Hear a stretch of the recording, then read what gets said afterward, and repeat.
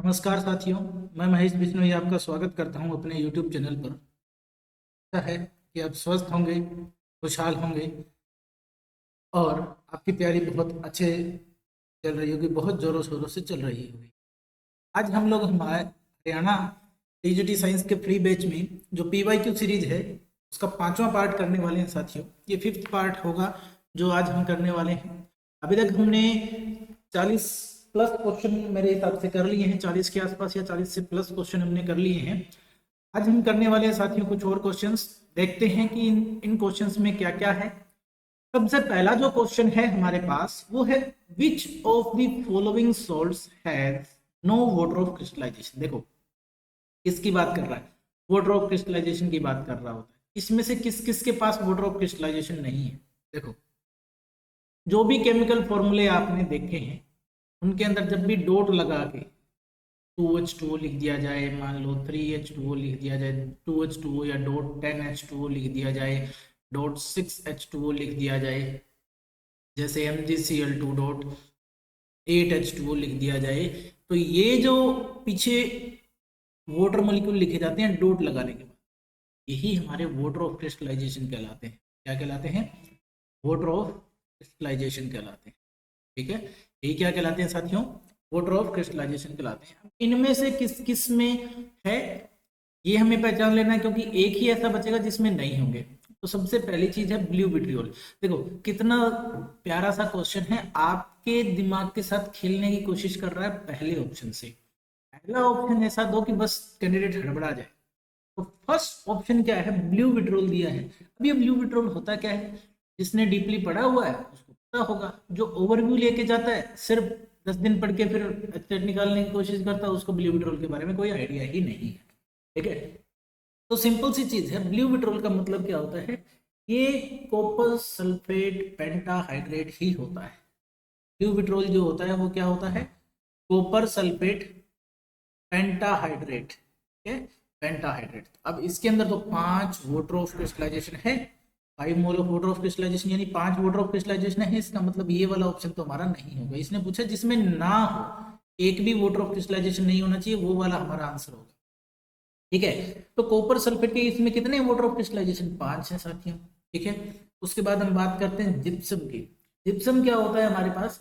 या अच्छा हाँ, सेकंड में वॉशिंग सोडा की बात करते हैं। वॉशिंग सोडा क्या होता है? वॉशिंग सोडा होता है सोडियम कार्बोनेट डेकाहाइड्रेट 10H2O। ये हमारा क्या है? वॉशिंग सोडा है। तो इसके अंदर भी हमारे पास कितने वाटर ऑफ क्रिस्टलाइजेशन है? टोटल 10 वाटर ऑफ क्रिस्टलाइजेशन है। कॉपर सल्फेट वाले में 4 वाटर ऑफ क्रिस्टलाइजेशन है। कॉपर सल्फेट सॉल्यूशन का कलर कैसा होता है साथियों? ब्लू कलर होता है। कैसा कलर होता है? ब्लू। अगर ये 5 वाटर ऑफ क्रिस्टलाइजेशन इसमें से निकाल दिए जाए, मान लो कॉपर सल्फेट को या ब्लू विट्रोल को आप क्या कर दोगे? हीट कर दोगे, तो एनहाइड्रस कॉपर सल्फेट बनेगा। अगर इसको हीट कर देंगे तो CuSO4 बनेगा। ठीक है, सिर्फ ये होता है एनहाइड्रस, एनहाइड्रस कॉपर सल्फेट, जो कि व्हाइट कलर का होता है, कॉपर सल्फेट। ठीक है, जो कि क्या होता है? कलरलेस। कलरलेस का मतलब वो व्हाइट ही होता है। ठीक है, सिंपल सी बात है। तो ये अगर सोडियम कार्बोनेट को भी आप हीट कर दोगे साथियों, तो क्या बन जाएगा आपके पास? Na2CO3। ठीक है, ये भी एनहाइड्रस सोडियम कार्बोनेट हो जाएगा, एनहाइड्रस सोडियम कार्बोनेट हो जाएगा। एनहाइड्रस सोडियम कार्बोनेट यानी कि सोडा ऐश। क्या कह सकते हो इसको? सोडा ऐश भी कह सकते हो साथियों। ये भी हमने पहले पढ़ा है सोडा ऐश क्या होती है। फिर आता है हमारे पास जिप्सम। जिप्सम का फॉर्मूला क्या होता है? CaSO4.2H2O। क्या होता है? कैल्शियम सल्फेट डाइहाइड्रेट को ही हम क्या कहते हैं साथियों? जिप्सम कहते हैं। कैल्शियम सल्फेट डाइहाइड्रेट को हम क्या कहते हैं? जिप्सम कहते हैं साथियों। ठीक है, अगर इसको आप हीट करते हो, ठीक है, इसको आप हीट करते हो एक टेम्परेचर के, पर्टिकुलर टेम्परेचर तक, तो ये किस में कन्वर्ट हो जाता है? कैल्शियम सल्फेट हेमीहाइड्रेट, जिसको हम क्या बोलते हैं? POP बोलते हैं, यानी प्लास्टर ऑफ पेरिस भी कहते हैं साथियों। क्या कहते हैं? प्लास्टर ऑफ पेरिस भी इसको हम कहते हैं साथियों। ठीक है, सिंपल सी बात है। लास्ट जो ऑप्शन है हमारा वो क्या है? वो कहता है कि बेकिंग सोडा। अब बेकिंग सोडा क्या होता है? बेकिंग सोडा होता है सोडियम हाइड्रोजन कार्बोनेट। क्या होता है? सोडियम हाइड्रोजन कार्बोनेट जो होता है उसी को हम बेकिंग सोडा कहते हैं। ठीक है, मीठा सोडा जिसको आप कहते हैं खाने में डालने वाला। तो उसका फॉर्मूला क्या होता है? NaHCO3। सोडियम हाइड्रोजन कार्बोनेट को क्या कहा जाता है? बेकिंग सोडा कहा जाता है। इसके अंदर नो वाटर ऑफ क्रिस्टलाइजेशन, कोई वाटर ऑफ क्रिस्टलाइजेशन नहीं है साथियों, कोई H2O मॉलिक्यूल इसके अंदर प्रेजेंट नहीं है जो डॉट लगा के लिखा गया हो। तो इसने पूछा क्या था क्वेश्चन में, which of the following salts has no water of crystallisation, कौन से में नहीं है, तो बेकिंग सोडा में कोई वाटर ऑफ क्रिस्टलाइजेशन नहीं होता है साथियों, कोई भी वाटर ऑफ क्रिस्टलाइजेशन नहीं होता है, ये एनहाइड्रस पाउडर होता है। क्या होता है? एनहाइड्रस पाउडर होता है, एनहाइड्रस पाउडर होता है जिसमें वाटर नाम का कोई मॉलिक्यूल नहीं है। सिंपल सी बात है। तो फोर्थ जो ऑप्शन है वो हमारा आंसर हो जाएगा साथियों। नेक्स्ट क्वेश्चन की तरफ बढ़ते हैं। ड्यूरिंग स्मेल्टिंग एडिशनल, देखो पहली चीज तो आपको यही पता होना चाहिए स्मेल्टिंग क्या है।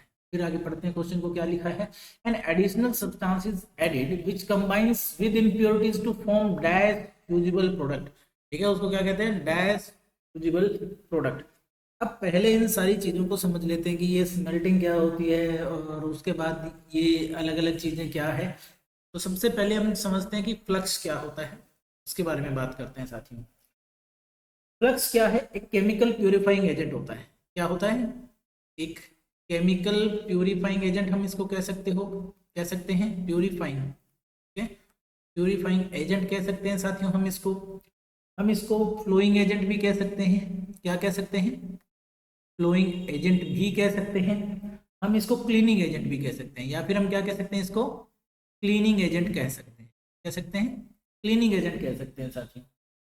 ठीक है, जैसे एग्जांपल के लिए हम लिखना चाहें तो सोडियम कार्बोनेट हो गया, ठीक है, Na2CO3 यानी सोडियम कार्बोनेट हो गया। पोटाश जो है वो भी फ्लक्स के रूप में यूज किया जाता था पुराने टाइम में। चारकोल हो गया, चारकोल क्या है? एज ए फ्लक्स यूज किया जा सकता है। कोक हो गया, कोक भी एज ए फ्लक्स यूज किया जा सकता है साथियों।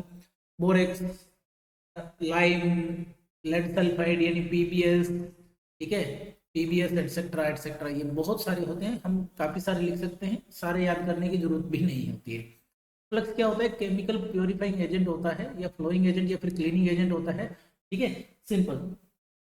और स्मेल्टिंग के दौरान किसे ऐड किया जाता है? वैसे हमारा आंसर जो है ना वो फर्स्ट ही है, फ्लक्स कहते हैं ऐसे सब्सटेंस को। During smelting N additional substance is Reddy's which combines with impurities. Flux क्या करता है? इंप्योरिटीज के साथ कंबाइन कर लेता है, तो इसको हम क्या कहते हैं? इस कंपाउंड को जिसको हमने एक्स्ट्रा ऐड किया, जो इंप्योरिटी के साथ कंपाउंड करके एक फ्यूजिबल मास में कन्वर्ट हो जाता है, फ्यूजिबल प्रोडक्ट में कन्वर्ट हो जाता है, उसको हम फ्लक्स कहते हैं साथियों। ठीक है, अब स्लैग के बारे में सीख लेते हैं कि स्लैग क्या होता है। It is usually a mixture of, it is usually a mixture of क्या कह सकते हैं आप? Metal oxide and silicon dioxide, silicon dioxide. Metal oxide और सिलिकॉन डाइऑक्साइड का ये क्या होता है? यूजुअली एक मिक्सचर होता है साथियों, जिसको हम क्या कहते हैं? स्लैग कहते हैं। क्या कहते हैं? स्लैग कहते हैं। और एक्चुअली ये क्या होता है? It is the by product of smelting, it is the by product. By product का मतलब अनवांटेड प्रोडक्ट कहते हैं। जो भी अनवांटेड प्रोडक्ट है हमें रिएक्शन मिक्सचर में होते हैं, by product formed in smelting.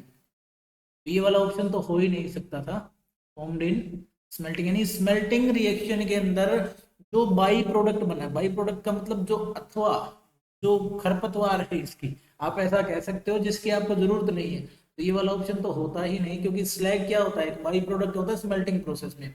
जबकि यहाँ एडिशनल सब्सटेंस जो ऐड किया गया उसके बारे में पूछा था। अब गैंग क्या होते हैं? गैंग होते हैं साथियों इम्प्योरिटीज प्रेजेंट इन और। गैंग क्या होती है? Impurities present in ores.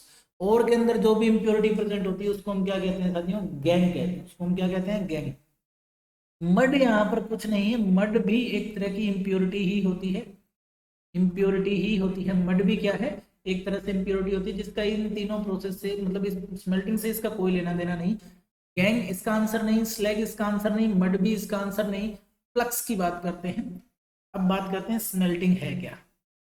Smelting जो प्रोसेस है वो क्या है साथियों? स्मेल्टिंग के अंदर ये ऐसी प्रोसेस है जिसमें हमें मेटल मिलता है, ठीक है, या तो वो मेटल मिलता है एज एन एलिमेंट, या फिर वो मिलता है हमें एज ए सिंपल कंपाउंड, ठीक है, अपनी ओर से। कहने का मतलब क्या है? During this process we get metal from its ore in the form of element और इट्स कंपाउंड, एलिमेंट या फिर मॉलिक्यूल और कंपाउंड की फॉर्म में क्या मिलता है, हमें मेटल मिलता है। ठीक है, इससे उसकी ओर से निकाला जाता है, सिंपल सी बात है। इसमें क्या होता है, इस प्रोसेस में क्या होता है, जो भी ओर होती है उसमें आप क्या करते हो, उस ओर को उसके मेल्टिंग पॉइंट के बियॉन्ड हीट करते हो, और is heated beyond its melting point, यानी उसके मेल्टिंग पॉइंट से बियॉन्ड उसको हीट कर देते हैं, यानी ज्यादा। ठीक है, ordinary in the presence of oxidising agent, इसकी प्रेजेंस में, in the presence of oxidising agents, oxidising agents की प्रेजेंस में इसको हीट करते हैं, और उसको तब उनके बियॉन्ड इट्स मेल्टिंग पॉइंट, यानी जो और का एक मेल्टिंग पॉइंट होता है उससे भी ज्यादा जब हीट कर देते हैं, तब क्या होता है कि हमें मेटल मिलता है। ठीक है, या तो वो एलिमेंटल फॉर्म में होगा या कंपाउंड या मॉलिक्यूल की फॉर्म में मिलेगा। यही जो प्रोसेस होती है हीटिंग एंड और beyond its melting point in the presence of oxidising agents, उसी को हम क्या कहते हैं, स्मेल्टिंग कहते हैं साथियों। इसी प्रोसेस को क्या कहा जाता है, स्मेल्टिंग कहते हैं। During smelting additional substance is added which combines with impurities to form a flux, उसको क्या कहते हैं, फ्लक्स, जो कि एक फ्यूजिबल प्रोडक्ट बना लेता है। क्या बना लेता है, फ्यूजिबल प्रोडक्ट। तो आंसर हमारा क्या रहेगा साथियों, फर्स्ट ऑप्शन नंबर 1 हमारा इसमें आंसर हो जाएगा। तो नेक्स्ट क्वेश्चन पे चलते हैं साथियों, बहुत ही शानदार क्वेश्चन, 10th क्लास, इतना आसान क्वेश्चन, और हर बार ऑलमोस्ट हर बार बोर्ड के एग्जाम में भी पूछा जाता है, हरियाणा बोर्ड सीबीएसई बोर्ड दोनों ही पूछते हैं इसको, तो बहुत ही इंपॉर्टेंट क्वेश्चन है। देखते हैं क्या कहता है, the welding of railway tracks, देखो इस बात को ध्यान रख लेना बस, welding of railway tracks was done in past with the aid of chemical reaction known as the thermite process. Thermite process या थर्मिट रिएक्शन जो होती है उसकी बात कर रहा है। The thermit reaction involves the displacement of a metal from its solid oxide by another metal। ये क्या कह रहा है, आपको आइडिया दे रहा है कि एक मेटल जो है वो डिस्प्लेस होता है अपनी सॉलिड ऑक्साइड्स में, सॉलिड ऑक्साइड से डिस्प्लेस कर दिया जाता है बाय अनदर मेटल, दूसरे मेटल के द्वारा। अब ये आपसे जानना क्या चाहता है, which of the following equation could represent the thermite reaction. ठीक है, सिंपल सा क्वेश्चन, थर्मिट रिएक्शन का एग्जांपल यानी उसकी केमिकल रिएक्शन पूछता है। तो साथियों सीधी सी बात है, आपके पास आयरन ऑक्साइड जो होती है, क्या लिख रहा हूं, आयरन ऑक्साइड यानी Fe2O3 की बात कर रहा है। ठीक है, Fe2O3 जो होता है, आयरन का जो ऑक्साइड है Fe2O3, उसके साथ एल्यूमिनियम मेटल की रिएक्शन होती है, इसको हीट किया जाता है। तो जैसे ही हीट किया जाता है ये किस में कन्वर्ट हो जाता है, एल्यूमिनियम ऑक्साइड में, और प्लस में आपको क्या मिलता है, आयरन मेटल मिलता है। ये 2 है, ये 2 है, ये रिएक्शन अब हो गई है बैलेंस। ठीक है, ये वाली जो रिएक्शन है यही हमारी क्या कहलाती है, थर्मिट रिएक्शन कहलाती है। क्या कहलाती है, थर्मिट रिएक्शन कहलाती है। किसमें यूज होती है, welding of railway tracks, railway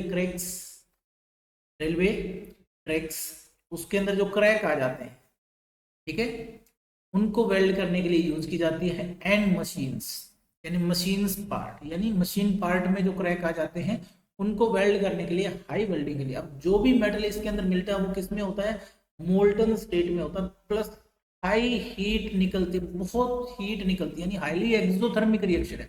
आप क्या कह सकते हो साथियों इसको, ये क्या है, हाईली एक्सोथर्मिक रिएक्शन है। तो जो हमें प्रोडक्ट मिल रहा है वो मोल्टन स्टेट में मिल रहा है, मोल्टन मिल रहा है, इसीलिए वो हम क्या कर पाते हैं, वेल्ड कर पाते हैं। जो आयरन मिल रहा है वो कैसा मिल रहा है, मोल्टन मिल रहा है साथियों, कैसा मिल रहा है, मोल्टन, इसीलिए हम क्या कर पाते हैं, वेल्ड कर पाते हैं आयरन ब्लॉक्स को। अब ये जो हमारी रिएक्शन है, ये जो रिएक्शन है इसमें एल्यूमिनियम का काम क्या है, एल्यूमिनियम जो मेटल होता है ना वो as a reducing agent act करता है।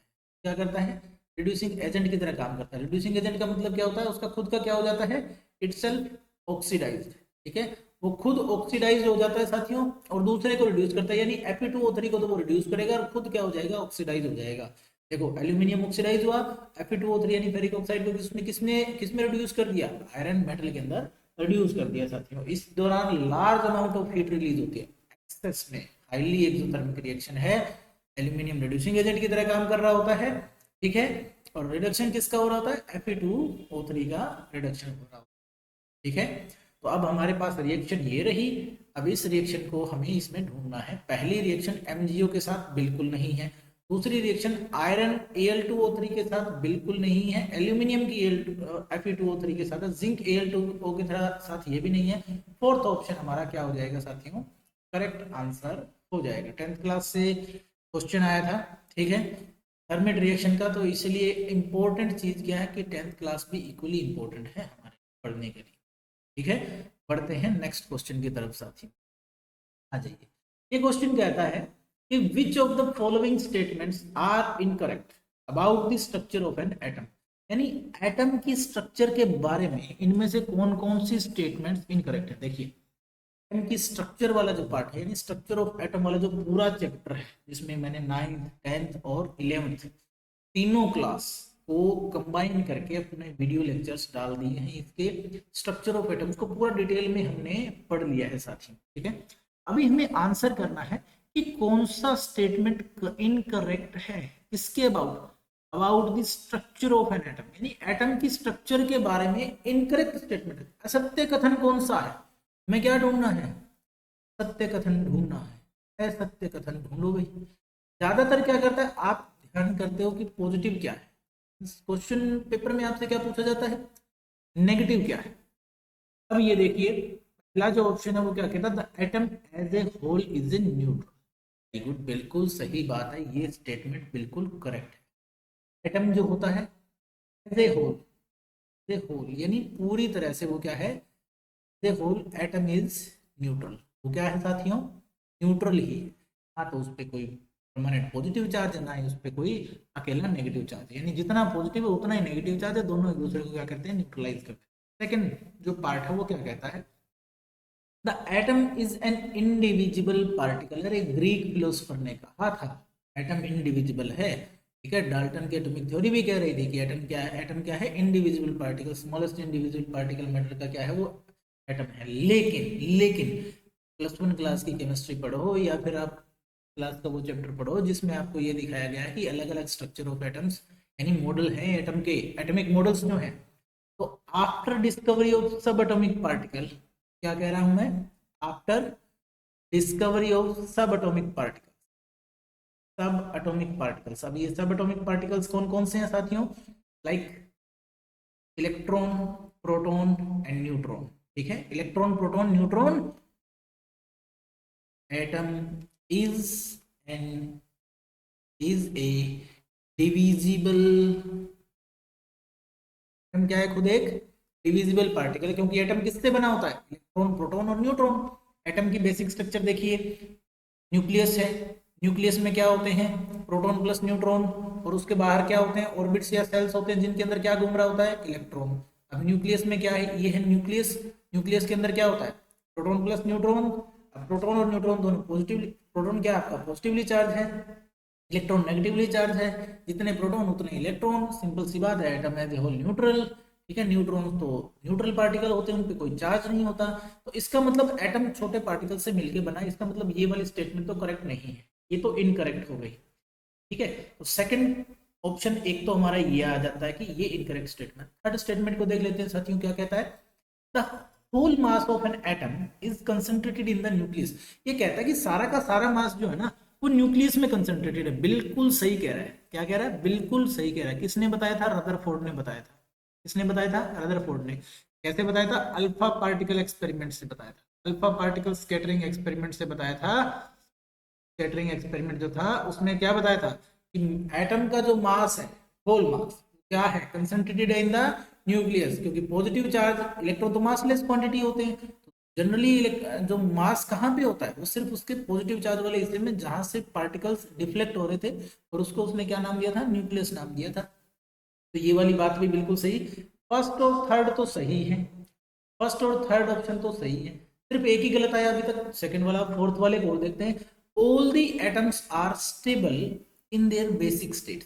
तो ये रॉन्ग वन है, सेकंड और फोर्थ दोनों ही रॉन्ग है। कैसे है रॉन्ग, मैं बताता हूँ। जनरली आप देखते हो कि मेटल जो होते हैं ना, या एलिमेंट्स जो भी होते हैं, वो अपनी नेचुरल स्टेट यानी बेसिक स्टेट में क्या होते हैं, स्टेबल होते हैं। लेकिन सबके लिए ये ट्रू नहीं है, it is not true, it is not true for all the elements, all the elements. ऐसा मैं क्यों कह रहा हूं साथियों, मैं प्रूफ देता हूं।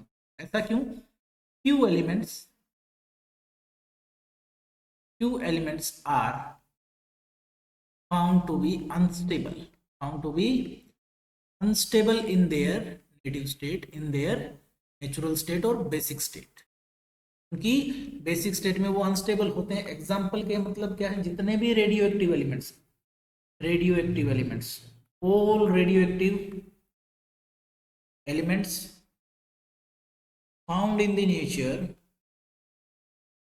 नेचर आर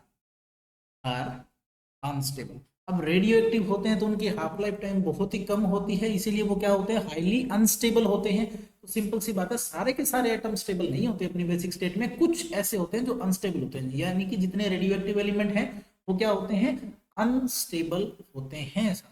इसका मतलब हमारे पास दो इनकरेक्ट स्टेटमेंट आ गई, एक सेकेंड और दूसरी फोर्थ। कौन सा ऑप्शन है जिसमें सेकेंड और फोर्थ दोनों दे रखे हैं? थर्ड ऑप्शन है साथियों। थर्ड ऑप्शन हमारा क्या आ जाएगा, इसका करेक्ट आंसर आ जाएगा। चलिए बढ़ते हैं नेक्स्ट क्वेश्चन की तरफ। कहाँ कब आया था ये? स्टेट 2022, यानी अब हम 2020 2021 के सारे क्वेश्चन कर चुके हैं केमिस्ट्री के। अब हम चल रहे हैं स्टेट 2022 के क्वेश्चन पे। 22 में कौन कौन से क्वेश्चन आए, ठीक है। चलिए नेक्स्ट क्वेश्चन पे चलते हैं। In an accident in A school lab, देखो आजकल क्वेश्चंस का टाइप सेम सीटेड जैसा होने लगा है। इस बार तो पूरा पैटर्न आपको सीटेड जैसा ही देखने को मिलने वाला है कि आपको कंडीशन बेस्ड क्वेश्चन या सिचुएशन बेस्ड क्वेश्चन मिलेंगे, जिसमें आपको टीचिंग मेथोडोलॉजी और एप्टीट्यूड भी लगाना पड़ेगा, ठीक है। देखते हैं ये क्वेश्चन क्या कहता है। In an accident in A school lab a large sample of aqueous sodium hydroxide was spilled, यानी कि बेस स्पिल हुआ है। बेस क्या हो गया, स्पिल आउट हो गया। बेस क्या है, बिखर गया है पूरे टेबल पे, मान लो बेस बिखर गया है। Which substance when added in excess, देखो बेस हो गया। अब ये पूछ रहा है which substance added in excess is not suitable. क्या देख रहा है, क्या पूछ रहा है, नॉट सुटेबल। इनमें से कौन सा सुटेबल नहीं है, किसके लिए, for neutralising the alkali spill, यानी जो एल्काली स्पिल हुआ है, बेस जो स्पिल हुआ है, बिखर रहा है, उसको न्यूट्रलाइज करने के लिए इनमें से कौन सा सब्सटेंस सही नहीं है। देखिए न्यूट्रलाइजेशन रिएक्शन का मतलब क्या होता है, न्यूट्रलाइजेशन का मतलब क्या है, न्यूट्रलाइजेशन का मतलब होता है साथियों कि जब भी कोई एसिड होगा वो बेस के साथ रिएक्ट करेगा तो वो क्या करेगा, न्यूट्रलाइजेशन रिएक्शन करेगा, सोल्ट प्लस वाटर बनाएगा। क्या बनाएगा, सोल्ट प्लस वाटर बनाएगा। अब हमारे पास हुआ क्या है कि बेस तो है, यहाँ क्या आएगा, अब बेस तो है हमारे पास, यहाँ क्या आएगा ताकि वो सोल्ट प्लस वाटर बना दे। हमारा सीधा सा आंसर यही होता है कि एसिड आएगा, लेकिन ऑप्शन में देखिए जरा ध्यान से, सिट्रिक एसिड भी एक एसिड है, ऑक्जेलिक एसिड भी एक एसिड है, सल्फ्यूरिक एसिड भी एक एसिड है, सोडियम हाइड्रोजन सल्फेट, एक्चुअली में सोडियम हाइड्रोजन सल्फेट ये एम्फोटेरिक और बेसिक दोनों, मतलब बेसिक भी हो सकता है एसिडिक भी हो सकता है, जनरली ये बेसिक ही होता है। इसको तो हम डालेंगे नहीं, वैसे डालते ही नहीं है। अगर डाल दिया जाए तो एक्सेस में किसको नहीं डालना चाहिए, देखो आंसर तो यही आएगा कि एसिड डालना है हमें न्यूट्रलाइजेशन के लिए, लेकिन कौन सा एसिड डालें, ठीक है, कौन सा एसिड डाला जाए फिर जो कि उसको न्यूट्रलाइज कर दे। तो बेस पिल को हम न्यूट्रलाइज कर सकते हैं by weak acid. Base pills can be neutralised by weak acids. उनको हम किससे न्यूट्रलाइज कर सकते हैं साथियों, वीक एसिड पे। ऐसे ही अगर एसिड स्पिल हो जाए, acid spill can be neutralised by weak bases. उनको हम किससे कर सकते हैं, वीक बेसिस से न्यूट्रलाइज कर सकते हैं। याद रखने बात, क्योंकि अगर बेस स्पिल पूछ लिया तो क्या पता नेक्स्ट टाइम आपसे एसिड स्पिल पूछ ले, ठीक है। तो बेस स्पिल को कैसे न्यूट्रलाइज करते हैं, वीक एसिड से। वीक एसिड का मतलब क्या है, जैसे मान लो अल्काली के लिए वीक एसिड का मतलब जैसे सिट्रिक एसिड वीक एसिड है, ऑक्जेलिक एसिड भी वीक एसिड है। तो दोनों ही ऑप्शन है, लेकिन ध्यान से यही आप गलती कर जाते हैं। इसने स्टेटमेंट में पर्टिकुलर पूछा होगा कि जो सुटेबल नहीं है एक्सेस अमाउंट में, तो तीनों ही डाल सकते हैं, लेकिन एक्सेस में डाल दिया तो सल्फ्यूरिक एसिड बिल्कुल भी सुटेबल नहीं होता, हाईली एक्सोथर्मिक रिएक्शन करता है, ठीक है। ये जो सल्फ्यूरिक एसिड है ये क्या करेगा, जो वाटर प्रोड्यूस हो जाएगा उसके साथ क्या करेगा, हाईली एक्सोथर्मिक रिएक्शन कर देगा साथियों, इसलिए इसको हमें नहीं डालना है। यही हमारा क्या हो जाएगा, करेक्ट ऑप्शन। एक्सेस अमाउंट में सल्फ्यूरिक एसिड कभी भी नहीं डाला जा सकता जब भी आप किसी बेस के स्पिल को न्यूट्रलाइज कर रहे हैं, यानी जब बेस बिखर गया उसके ऊपर आप एक्सेस में सल्फ्यूरिक एसिड नहीं डाल सकते हैं। आपको दोनों में से कोई भी वीक एसिड आप डाल सकते हैं, मतलब वीक एसिड कोई भी डाल सकते हैं, स्ट्रॉन्ग एसिड नहीं डाल सकते। सल्फ्यूरिक एसिड एक बहुत स्ट्रॉन्ग एसिड होता है, ठीक है, उसको आप नहीं डाल सकते हैं कभी भी एक्सेस के अंदर। ये क्वेश्चन जो था ना, ये दिमाग की बत्ती जलाने वाला क्वेश्चन है, सोच लो, ठीक है। ऐसे ही क्वेश्चन आपके आने वाले हैं इस साल। देखते हैं नेक्स्ट क्वेश्चन की तरफ बढ़ते हैं। ये वाला क्वेश्चन कहता है कि which oxides of nitrogens are generated by burning of fossil fuel. देखो सिंपल सा आंसर है, इसके लिए आपको ज्यादा भागने की जरूरत नहीं है कि जब भी आपके फॉसिल फ्यूल्स बर्न होते हैं, क्या बर्न होते हैं, फॉसिल फ्यूल्स की जब भी बर्निंग होती है साथियों, ठीक है, ठीक है, फॉसिल फ्यूल्स की बर्निंग। अब फॉसिल फ्यूल्स की बर्निंग का मतलब आपका पेट्रोल, डीजल, गैसोलीन सब जब बर्न कर रहा होता है, ये फॉसिल फ्यूल ही तो होते हैं हमारे, ठीक है। ये जब भी बर्न करेंगे तो आपके पास कौन कौन से ऑक्साइड्स नाइट्रोजन के जनरेट हो गए। वैसे कार्बन के ऑक्साइड्स भी जनरेट होते हैं, ठीक है, COX जनरेट होते हैं, साथ में NOx जनरेट होते हैं, ठीक है। ये अलग अलग आपके ऑक्साइड्स यानी SOX भी जनरेट होते हैं। X का मतलब यहाँ पर कितने भी नंबर आ सकते हैं, मैं पर्टिकुलर नहीं लिख रहा, ये टोटल आपके जनरेट होते हैं। इसमें से उसने पूछा कि नाइट्रोजन के कौन कौन से होते हैं, तो नाइट्रोजन के ऑक्साइड्स जो है, नाइट्रोजन के जो ऑक्साइड्स हैं जो जनरेट होते हैं during the burning of fossil fuel, वो क्या होते हैं साथियों, एक तो होता है NO और दूसरा होता है NO2। यानी फर्स्ट ऑप्शन जो है आपका वो आपका बिल्कुल ओके करेक्ट है इस क्वेश्चन के लिए। सीधी सी बात है, एनवायरमेंटल केमिस्ट्री वाले चैप्टर से आया हुआ है कि बर्निंग ऑफ फॉसिल फ्यूल में कौन कौन से ऑक्साइड्स नाइट्रोजन के निकलते हैं। जैसे कार्बन का तो कार्बन मोनोऑक्साइड निकलेगा, ऑक्साइड ऑफ कार्बन कौन कौन से निकलते हैं, oxide of carbon, carbon monoxide, और क्या निकलेगा, कार्बन डाइऑक्साइड निकलता है। ऐसे ही ऑक्साइड ऑफ सल्फर निकलेंगे, ऑक्साइड्स ऑफ सल्फर निकलते हैं, साथ क्या निकलता है, सल्फर के ऑक्साइड निकलते हैं, जिनमें से मेन जो होता है वो SO2 होता है, साथ में SO3 भी निकलता है। मेन जो क्या है SO2 होता है, साथ में SO3 भी निकलता है। साथ आपका जो पहला ऑप्शन है इसी में वही सही है, बाकी तीनों ऑप्शन क्या है, गलत है, ठीक है। तो बढ़ते हैं अगले क्वेश्चन की तरफ साथियों। कहता है an atom with 3 proton and 4 neutrons will have, ठीक है, an atom with 3 protons and 4 neutrons will have a valency। क्या पूछा है, वैलेंसी पूछा है सर, 9th क्लास का क्वेश्चन। अगर सही से देखा जाए तो ये 9th के लेवल का क्वेश्चन है, लेकिन दिमाग हिला देता है जब आपके कॉन्सेप्ट क्लियर ना हो। अब देखिए क्या पूछ रहा है, वैलेंसी क्या होती है, पहले तो इसी को डिफाइन कर लेते हैं। ये वैलेंसी बला क्या है, ये क्या होता है, ये मेजर है किसी भी एलिमेंट की एबिलिटी का कि वो कितनी एटम्स और एटम्स के साथ कंबाइन कर सकता है। तो हम इसको कैसे डिफाइन करते हैं, it is the measure of the combining power, measure of the combining power of an element, with other atoms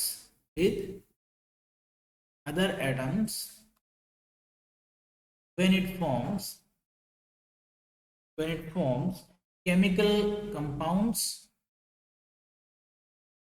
जब ये कोई क्या बनाता है, केमिकल कंपाउंड्स और लिक्विड, कोई मॉलिक्यूल्स इससे जनरेट होते हैं, ठीक है, या फिर क्या होते हैं, इससे मॉलिक्यूल जनरेट होते हैं। वैलेंसी का मतलब क्या है, कंबाइनिंग पावर है। एक्चुअल में ये क्या है, कंबाइनिंग पावर है किसी एलिमेंट की, जब वो अलग अलग एटम के साथ कंबाइन करता है, कितना कंबाइन कर सकता है, यही उसकी वैलेंसी होती है।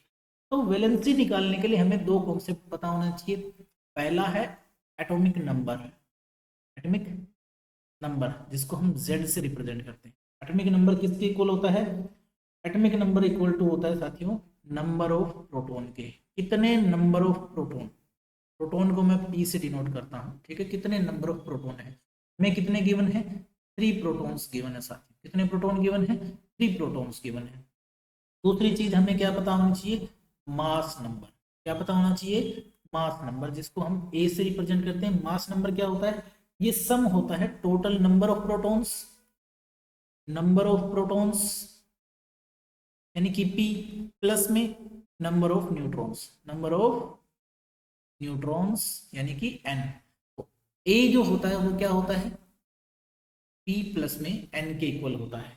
अब मास नंबर कितना, प्रोटॉन कितने हैं, 3 हैं, और न्यूट्रॉन कितने दे रखे हैं हमें, 4 दे रखे हैं साथियों, 4 न्यूट्रॉन और 3 प्रोटॉन दे रखे हैं, तो मास नंबर कितना आया, 7 आया।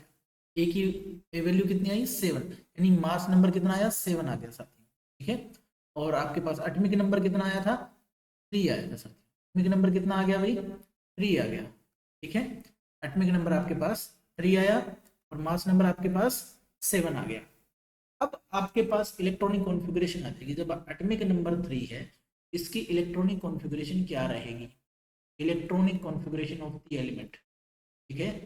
इलेक्ट्रॉनिक कॉन्फ़िगरेशन 3 एटॉमिक नंबर किसका होता है साथियों, हाइड्रोजन, हीलियम और फिर लिथियम। एटॉमिक नंबर 3 है लिथियम का, ठीक है। इसकी इलेक्ट्रॉनिक कॉन्फ़िगरेशन क्या है, 2 1 है, 10th के हिसाब से कितनी है, 2 1 है, यानी के शेल में 2 इलेक्ट्रॉन है, एल शेल में एक ही इलेक्ट्रॉन है साथियों।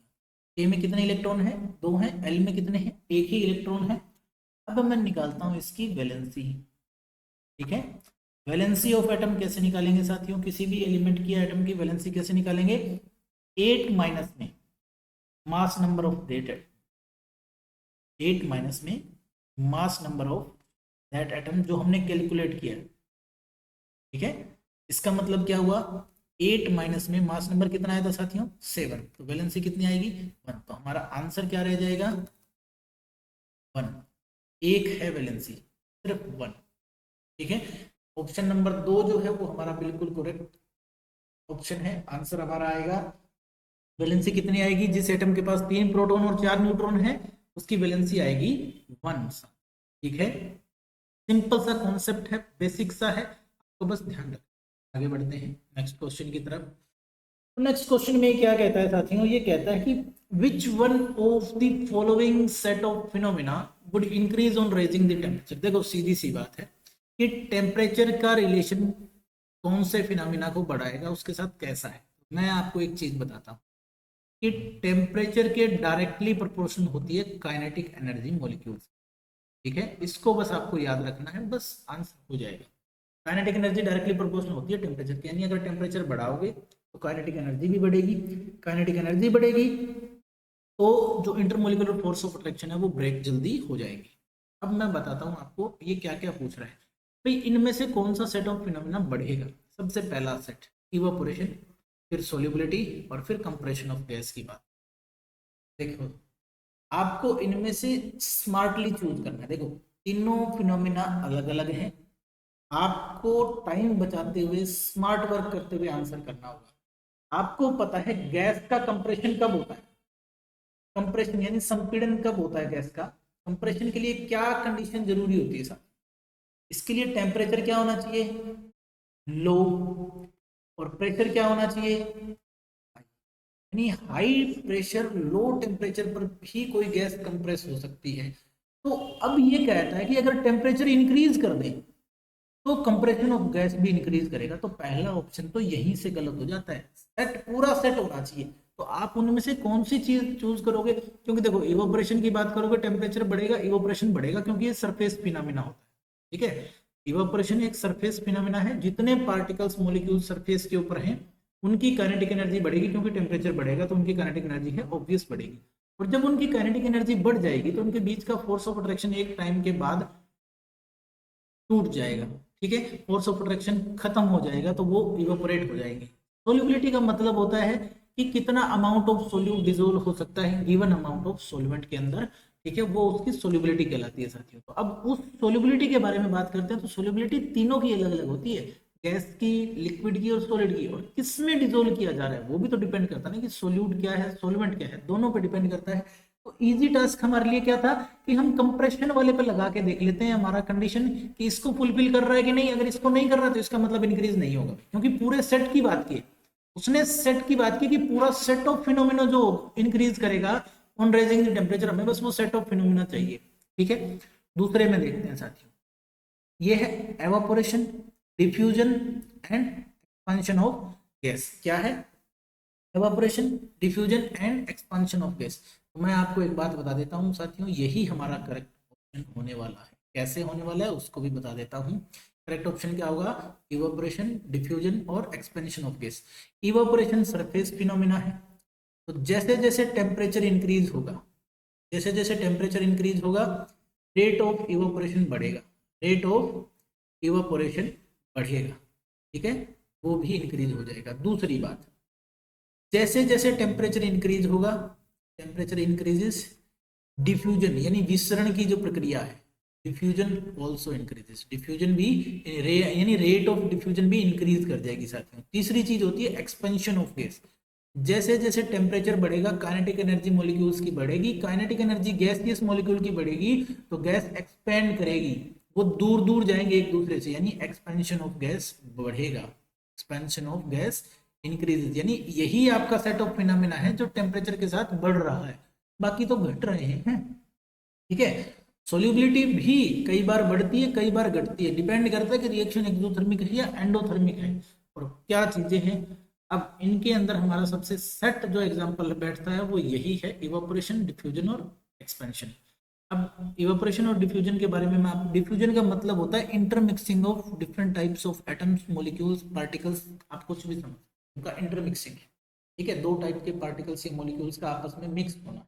जैसे मान लो नाइट्रोजन गैस ऑक्सीजन गैस के अंदर मिक्स हो जाती है, ऑक्सीजन गैस का डिसोल्यूशन बढ़ जाता है, ठीक है, टेम्परेचर जब होता है तो दोनों आपस में क्या हो जाती है, ज्यादा मिक्स हो जाती है। डिफ्यूजन का मतलब यही है। एक्सपेंशन गैस का बढ़ जाता है, ठीक है। इवापोरेशन, जैसे सॉल्ट है, मान लो चीनी है, चीनी को ठंडे पानी में डिजोल्व करो लेट घुलेगी, लेकिन उसी को गर्म पानी में डिजोल्व कर दो वो जल्दी घुल जाती है।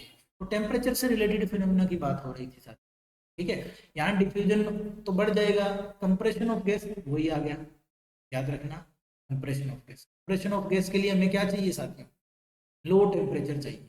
टेम्परेचर इंक्रीज करोगे तो कंप्रेशन क्या बढ़ जाएगा, बिल्कुल भी नहीं बढ़ेगा। तो सीधी सी बात, इसी के साथ ये भी गलत हो जाता है। लास्ट में आता है कंडेंसेशन, फिर इसमें कंप्रेशन ऑफ गैस आ गया। कंप्रेशन ऑफ गैस देखते ही हमने क्या कर दिया, इसको कट कर दिया, क्योंकि हमने कंप्रेशन के लिए ऊपर कंडीशन लिख रखी है साथियों, ठीक है। आगे बढ़ते हैं नेक्स्ट क्वेश्चन। नेक्स्ट क्वेश्चन क्या कहता है, when crystals of lead nitrate are heated in a dry test tube. ये क्वेश्चन आपका बोर्ड एग्जाम में भी पूछा जा चुका है कई बार, दोनों ही बोर्ड में, सीबीएसई में भी एचबीएससी में भी, और इंपॉर्टेंट क्वेश्चन है कई टीचिंग एग्जाम में पूछा जा चुका है कि when crystals of lead nitrate are heated strongly in a dry test tube, तो क्या होता है ये बताना है आपको। तो पहली बात तो आपको ये रिएक्शन पता होनी चाहिए साथियों कि लेड नाइट्रेट की रिएक्शन क्या होती है, और उससे भी पहले आपको ये पता होना चाहिए कि लेड नाइट्रेट का फॉर्मूला क्या होता है, ठीक है। तो लेड नाइट्रेट का फॉर्मूला होता है PbNO3 होल्ड ट्वाइस, ठीक है। अब ये लेड नाइट्रेट जो होता है वो सॉलिड कंपाउंड होता है, जब आप उसको हीट करते हो तो ये किसका एग्जांपल है, ये थर्मल डीकम्पोजिशन का एग्जांपल है, डीकम्पोजिशन रिएक्शन का ही एग्जांपल है। किसका एग्जांपल है, डीकम्पोजिशन रिएक्शन का ये एक एग्जांपल है साथियों। जैसे ही आप लेड नाइट्रेट को हीट करते हो ये किस में कन्वर्ट हो जाता है, लेड ऑक्साइड जो एक सॉलिड कंपाउंड होता है, साथ में NO2 जो कि गैसियस है, और साथ में आपको मिलती है ऑक्सीजन गैस, ठीक है। अब लेड ऑक्साइड जो होता है, पहले इस रिएक्शन को मैं बैलेंस कर लेता हूँ, ठीक है। बैलेंस अगर हम करने जाएं तो यहाँ आ जाएगा 2, यहाँ 2 आएगा, तो इसका मतलब यहाँ भी 2 और यहाँ भी 2 आ जाएगा। अब ये रिएक्शन आपकी हो जाती है बैलेंस आती है, ठीक है, ठीक है ना। ये बैलेंस्ड केमिकल इक्वेशन है। जैसे ही हम इसके बारे में बात करते हैं तो ये जो लेड ऑक्साइड होता है ये येलो कलर का प्रेसिपिटेट होता है, येलो पीपीटी, ठीक है, येलो कलर का पीपीटी होता है।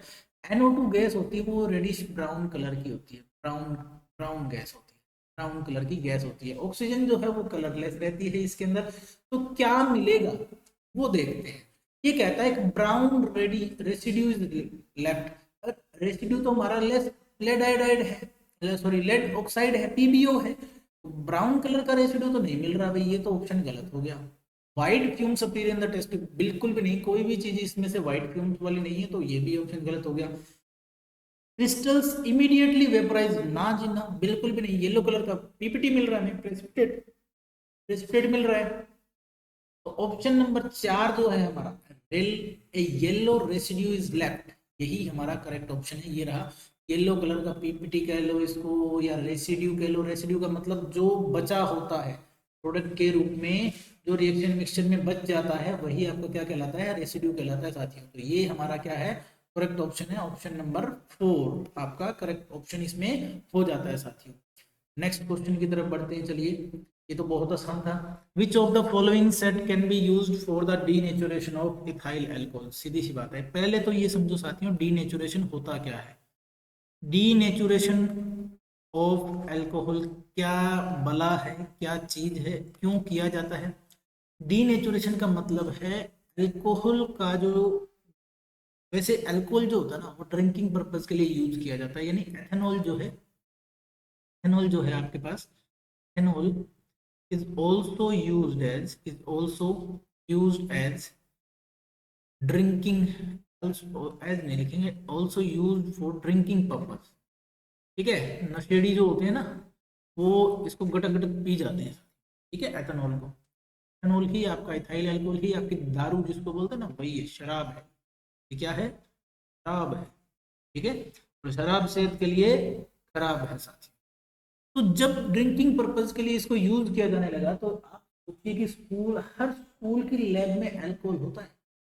हर स्कूल की लैब में क्या होता है? अल्कोहल होता है। और स्पेशली इथेनॉल तो प्रेजेंट ही होता है क्योंकि एक बहुत अच्छा सोलवेंट भी है, ये बहुत ही अच्छा सोलवेंट भी है, तो इथेनॉल प्रेजेंट होता है। तो ऐसा ना हो कि बच्चे वहीं से उठा के इसको पीना शुरू कर दे, ये नॉर्मल सी बात है, सेंसिबल थिंग है कि बच्चे वहीं से पीना, या कोई भी, बच्चों की बात नहीं है, कोई भी अगर टीचर भी अगर मान लो ऐसी आदत से ग्रसित है, बुरी आदत से ग्रसित है, तो क्या पता वो भी इसका सेवन करता हो। तो उसी से बचाने के लिए अल्कोहल के नेचर को ना बिगाड़ा जाता है, उसी को डीनेचुरेशन ऑफ अल्कोहल कहते हैं। यानी आप उसकी प्रॉपर्टीज चेंज नहीं कर रहे हैं, आप सिर्फ उसको छुपा रहे हैं, ये डीनेचुरेशन है एक्चुअल में। ठीक है, डीनेचुरेशन का मतलब क्या होता है कि जब आप उनके अंदर कुछ ऐसे सब्सटेंस मिक्स कर देते हैं, ठीक है, when some extra substances with different order or color, COLOUR or color, are added in alcohol to make it unfit for drinking. Fit for drinking, this process is known as denaturation of alcohol. Denaturation of alcohol. Denaturation of alcohols. इसको क्या कहते हैं साथियों? Alcohols का denaturation कहते हैं। तो इसके लिए हम कौन कौन से सब्सटेंस यूज करते हैं डीनेचुरेशन के लिए? हम यूज करते हैं मेथेनॉल। ठीक है, मेथेनॉल, मेथेनॉल का केमिकल फॉर्मूला होता है CH3OH। पहले ये destructive distillation of would say बनाया जाता था, से बनाया जाता था destructive distillation of would say, लकड़ियों के डिस्ट्रक्टिव डिस्टिलेशन से बनाया जाता था। आजकल तो रिएजेंट पर्टिकुलरली यूज करते हैं क्रोमियम बेस्ड रिएजेंट, CrO3 वाला रिएजेंट यूज करते हैं, CrO3 के साथ इस रिएजेंट को यूज किया जाता है अल्कोहल को बनाने के लिए कार्बन मोनोऑक्साइड के साथ। ठीक है, उसी से प्रिपेयर करते हैं। मेथेनॉल को ऐड करने से क्या होता है कि मेथेनॉल जब बॉडी में जाता है, अगर मान लो मेथेनॉल बॉडी में चला जाए, मेथेनॉल जो ब्लड के अंदर ऑक्सीजन है उसके साथ ऑक्सीडाइज हो जाता है, और मेथेनॉल ऑक्सीडाइज होके क्या बना लेता है? ऑक्सीजन के साथ रिएक्ट करता है और क्या बना लेता है? ऑक्सीडाइज होके मेथेनोइक एसिड में कन्वर्ट हो जाता है। किस में कन्वर्ट हो जाता है? मेथेनोइक एसिड में कन्वर्ट हो जाता है। मेथेनोइक एसिड क्या कोज करता है? ये ब्लाइंडनेस कोज करता है, अंधापन। सबसे पहले आंखों की बत्ती गुल हो जाती है। और अगर एक्सेस में ले लिया जाए, एक्सेस मेथेनॉल अगर बॉडी के अंदर चला जाए तो उससे क्या हो सकती है साथियों? डेथ भी हो सकती है। इसीलिए मेथेनॉल एक सब्सटेंस है जिसको यूज हम कर सकते हैं। दूसरा जो सब्सटेंस होता है वो होता है copper sulphate solution, aqueous copper sulphate, जो कि किस कलर का होता है? ब्लू कलर का। अब जनरली अल्कोहल का कलर क्या होता है साथियों? अल्कोहल क्या होता है? कलरलेस होता है। अल्कोहल क्या होता है? कलरलेस होता है। तो हम उसमें ब्लू कलर्ड कॉपर सल्फेट मिला देते हैं जिससे अल्कोहल का कलर क्या हो जाता है? कॉपर सल्फेट की तरह, यानी ब्लू हो जाता है। और ब्लू कलर की दारू तो देखी नहीं लोगों ने, इसलिए वो उसको फिर पीते भी नहीं है। फिर हमारे पास थर्ड चीज क्या है साथियों? हम पायरिडिन भी मिला सकते हैं। क्या मिला सकते हैं? पायरिडिन। पायरिडिन क्यों मिलाते हैं? क्योंकि इसमें से फाउल स्मेल आती है, थोड़ी सी बदबू सी आती है। ठीक है, पायरिडिन एक बेस होता है, बेस, इसकी स्ट्रक्चर कुछ ऐसी होती है, पायरिडिन की स्ट्रक्चर ऐसी होती है भाई, बेंजीन रिंग में एक कार्बन को उठा के उसकी जगह नाइट्रोजन लगा दिया जाता है बस, वो किसकी स्ट्रक्चर हो जाती है? पायरिडिन की स्ट्रक्चर हो जाती है साथ। ठीक है, ये एक बेसिक कंपाउंड होता है। पायरिडिन क्या होता है? बेस होता है। क्या बेस होता है? पायरिडिन एक बेसिक कंपाउंड होता है साथ। फाउल स्मेलिंग, अजीब सा ऑर्डर होता है इसका, बेकार से स्मेल आती है। ठीक है, तो जब ये अल्कोहल में मिला दिया जाता है तो अल्कोहल में से अजीब सी स्मेल आती है, इसलिए कि कोई उसको फिर पीना पसंद भी नहीं करेगा। इसी को कहते हैं साथियों डीनेचुरेशन ऑफ अल्कोहल। ये थे साथियों आज के क्वेश्चन जितने भी थे हमारे पास, हमने डिस्कस कर लिए हैं। धीरे धीरे बढ़ते चलेंगे, एक एक करके सारे क्वेश्चन हम डिस्कस कर लेंगे, ठीक है। अभी दिन हमारे पास हैं बचे हुए, ठीक है। 4 दिन 5 दिन जो है इनके अंदर हम कंप्लीट कोशिश करेंगे कि पूरा पोर्शन हम केमिस्ट्री का पूरा डिस्कस कर लें। उसके साथ ही मैं कोशिश करूंगा कि कुछ बायो और फिजिक्स के क्वेश्चन भी हम इसके डिस्कस कर लें, जो इंपॉर्टेंट टॉपिक से लगातार क्वेश्चन आते हैं उनको डिस्कस कर लिया जाए। आप लोगों को क्या करना है कि जितना हो सके इनको रिवाइज करना है, कि जिन टॉपिक्स के ऊपर क्वेश्चन आए हुए हैं उन टॉपिक्स को पढ़ना है, उनको रिवाइज करना है। और जो नोट्स मैं प्रोवाइड करवा रहा हूँ, आपको पता है मेरे हैंड रिटन नोट्स जो भी मैं यहाँ प्रोवाइड करवा रहा हूँ, जो भी नोट्स हैं उनका डिस्क्रिप्शन में लिंक आपको मिल जाता है कि कहाँ पे आपको नोट्स मिलेंगे। आपको लिखने की जरूरत नहीं है, डायरेक्ट आपको नोट्स मिल जाते हैं, आप उसी से पढ़ सकते हो, ठीक है। और अगर आपको सेशन पसंद आ रहे हैं साथियों तो प्लीज़ आप चैनल को सब्सक्राइब करें, सेशंस को ज़्यादा से ज़्यादा यानी वीडियोस को ज़्यादा से ज़्यादा शेयर करें और एक छोटा सा लाइक कर दें, जिससे मेरा भी कॉन्फिडेंस बढ़ता है। चलो ठीक है, हो जाता है। उम्मीदें तो ज़्यादा नहीं रखनी चाहिए वैसे, लेकिन हो जाता है, ठीक है। जब आप मेहनत करते हो ना तो आपको लगता है कि आपको रिटर्न में कुछ ना कुछ तो मिलना ही चाहिए। हाँ, चलिए ना मिले इतना ही अच्छा है, ठीक है। ऑल द बेस्ट, आप सभी अपनी तैयारी करते रहिए और फोकस रखिए कि टू द पॉइंट तैयारी करें। ज्यादा इधर उधर से कुछ देखने की जरूरत नहीं है। एनसीईआरटी को बेस मान के तैयारी कीजिए, लाइन टू लाइन पढ़िए, एनसीईआरटी को बेस मान के तैयारी कीजिए और फर्स्ट अटेम्प्ट में ही आपका स्टेट क्लियर होगा। मैंने भी किया था, आप भी कर सकते हैं, कोई दिक्कत नहीं है, ठीक है। तो मिलते हैं साथियों नेक्स्ट वीडियो में, तब तक के लिए थैंक यू। खुश रहिए और स्वस्थ रहिए।